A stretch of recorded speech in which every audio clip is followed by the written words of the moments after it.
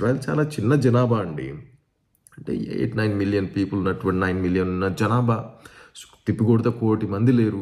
ఈ 1,00,00,000 మంది జనాభా మీదకి ఇంతమంది కట్టగట్టుకొని వస్తున్నారు. కట్టగట్టుకొని వచ్చినా కానీ ఏమి చేయలేక గుండెలు బాదుకొని ఏడుస్తూ చివరికి అంటారు ఏంటంటే, ఒకరోజు వస్తుంది అల్లా మాత్రం మాకు సహాయం చేస్తాడు అంటారు. ఇది ఎంత దారుణమైనటువంటి విషయం అంటే అంటే వీళ్ళు చూడలేకపోతున్నారు. సాడెస్ట్ థింగ్ ఏంటంటే నిజంగా నిజమైన దేవుడిని వీళ్ళు చూడలేకపోతున్నారు, నమ్మలేకపోతున్నారు. యావేనే నిజమైన దేవుడు, అల్లా కాదు.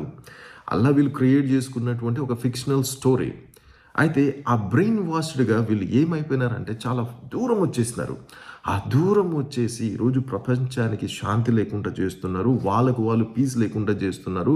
వాళ్ళు ఏదో పవిత్ర యుద్ధంలో ఉన్నాను అనుకుంటున్నారు. మీరేమి పవిత్ర యుద్ధంలో లేరు బ్రదర్స్. మీరు నిద్ర లేవాలి, నిజాన్ని సత్యాన్ని మీరు చూడండి. మీరు చూడలేకపోతున్నారు.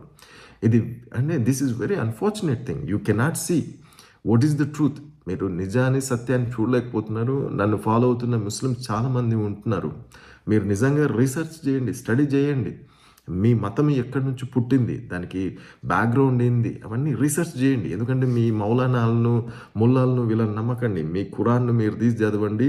బైబిల్ని, ఓల్డ్ టెస్ట్మెంట్ని దగ్గర పెట్టుకుని చదవండి, మీకు అర్థమవుతుంది. అందులోనూ వీళ్ళు యేసుప్రభు పునరుద్ధానాన్ని కూడా వీళ్ళు నమ్మరు. వీళ్ళు శిలువ పైన మరణాన్ని కూడా నమ్మరు, కానీ యేసుప్రభుని చాలా వెనుకేసుకొస్తున్నట్టు మాట్లాడతారు.